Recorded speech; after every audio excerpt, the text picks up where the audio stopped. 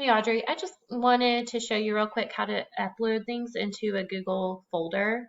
You'll log into Gmail. Since I shared it with your email, you'll probably go log in on your email, but I can share it to Selena's as well. You'll go to this little waffle in the top right corner. You'll click on Drive. You can see a lot of my, I have a lot in here. You probably won't have as much.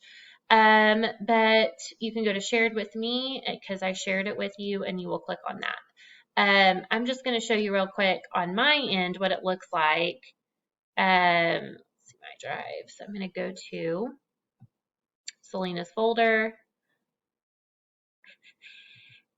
and here is her offline work. I would click into that and then I'd go new, file upload, choose the file I want to upload, and then click open and it'll be added there. I hope this helps.